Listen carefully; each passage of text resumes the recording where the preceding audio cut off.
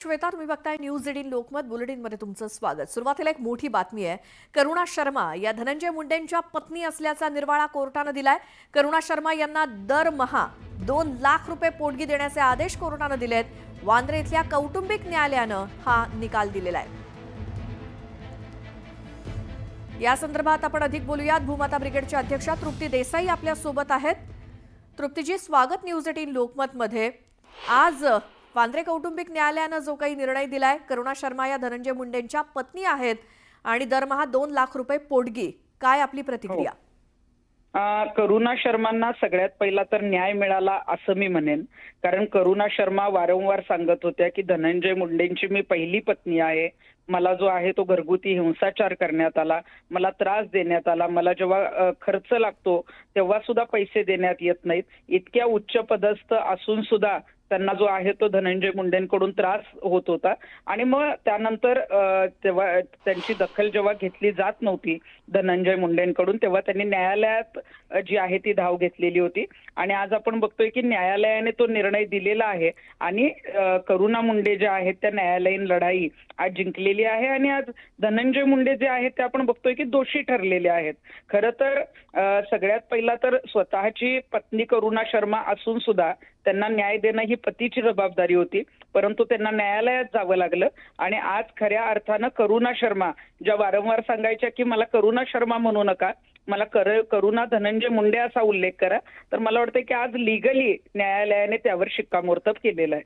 अंशतः आरोप मान्य केलेले आहेत, मात्र आज जो काही 2 लाख रुपये देण्याचा जो पोटगी देण्याचा विषय आहे त्या बाबतीत मी समाधानी नाही असं करुणा शर्मांनी म्हटलंय आणि त्यासाठी ते आणखी वरच्या न्यायालयात जाणार आहेत।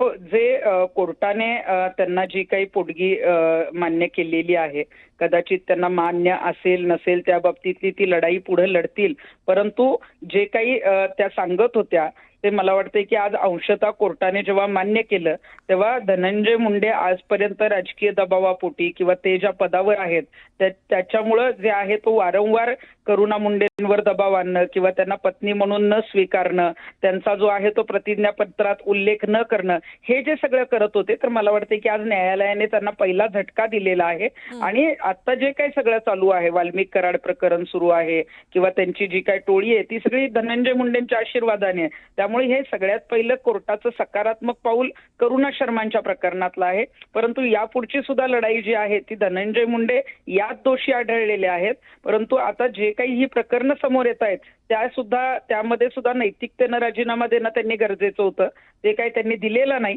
परंतु मला वाटतं यापुढे सुद्धा सकारात्मक निर्णय सरकार घेईल आणि त्यांचा राजीनामा घेणं गरजेचं आहे। धनंजय मुंडेंच्या बाकीच्या प्रकरणात सुद्धा तुम्ही आवाज उठवलेला आहे, त्या बाबतीत आपली मतं मांडलेली आहात। आता करुणा शर्मा यांच्या प्रकरणी हा खटला नेमका कधीपासून तुम्ही ऐकताय आणि त्यामध्ये काय वाटतं तुम्हाला, काय व्हायला हवं, काय तुमची भूमिका यात? करुणा शर्मा जेव्हा सुरुवातीपासून ही लढाई लढतायत तेव्हापासून त्या माझ्या संपर्कात आहेत आणि त्यावेळेला त्यांनी बऱ्याच गोष्टी आम्हाला सांगितलेल्या होत्या, परंतु जेव्हा जेव्हा आम्ही काही नेत्यांना सांगितल्या किंवा करुणा शर्मा त्यावेळेला पवार साहेबांना भेटल्या, सुप्रिया सुळेंना भेटल्या, अनेक नेत्यांना त्या भेटलेल्या होत्या, परंतु धनंजय मुंडे हे सगळ्याच नेत्यांच्या जवळचे असल्यामुळं किंवा मित्र असल्यामुळं करुणा शर्मांची तशी दखल कोणी घेत नव्हतं।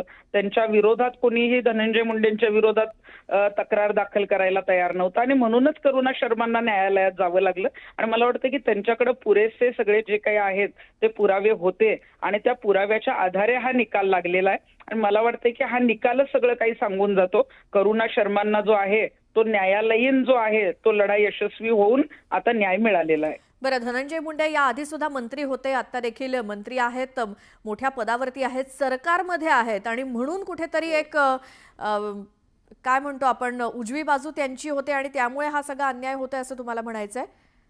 मला तर सरकारला आता देवेंद्रजी फडणवीसांना हेच सांगायचंय की घरगुती हिंसाचारामध्ये दोषी ठरलेला जो पती आहे, जे तुमच्या मंत्रिमंडळात आहेत धनंजय मुंडे, यांचा आता तरी राजीनामा घ्या। घरगुती हिंसा आहे जो आमदार आहे त्याला तुम्ही मंत्रिमंडळात ठेवणार कसं? आणि आता ते जर मंत्रिमंडळात राहिले तर बीडमध्ये जी काही प्रकरणं चालू आहेत तर मंत्रिमंडळात असल्यावर मंत्री म्हणून त्यांचा अनेक अधिकाऱ्यांवर दबाव असू शकतो. त्यामुळे संतोष देशमुख हत्या प्रकरण सुद्धा जे आहे ते दबावापोटी प्रकरण जे आहे ते पुढे दाबलं जाऊ शकतं. त्यामुळे त्यांचा राजीनामा होणं गरजेचं आहे. बरं. मग आता करुणा शर्मांची बाजू घेत तुम्ही आता पुढे काय काय पाऊल तुमचं पुढचं असेल धनंजय मुंडेंच्या विरोधात? करुणा शर्मांनी ही न्यायालयीन लढाई अंशतः जिंकलेली आहे आणि पुढे त्यांना जी काही मदत लागेल त्या माझ्या संपर्कात असतात. आम्ही त्यांना जे काय आहे ते योग्य वेळी मार्गदर्शन करत असतो आणि त्यांना यापुढे जी काही मदत लागेल ती पूर्णपणे मदत आमच्या भूमाता ब्रिगेडच्या माध्यमातून त्यांना केली जाईल. तृप्ती देसाईजी, धन्यवाद. तुम्ही न्यूज 18 लोकमतशी बोललात आणि आपली भूमिका मांडलीत. तर करुणा शर्मा या पहिल्यापासूनच या प्रकरणामध्ये तृप्ती देसाई यांच्या देखील संपर्कात होत्या असं त्यांनी स्वतः सांगितलं. या प्रकरणी धनंजय मुंडे यांची तक्रार घेऊन अगदी राष्ट्रवादी काँग्रेसच्या प्रत्येक बड्या नेत्याकडे करुणा शर्मा या गेलेल्या आहेत. मात्र फारशी त्यांची दखल कोणी घेतली नाही असंच एकूण तृप्ती देसाईंचं म्हणणं आहे. आणि धनंजय मुंडे हे घरगुती हिंसाचार प्रकरणामध्ये दोषी ठरवले गेल्यानंतर आता त्यांना सरकारमध्ये किंवा मंत्रिमंडळामध्ये ठेवणार का असाही प्रश्न आता तृप्ती देसाईंनी उपस्थित केलेला आहे.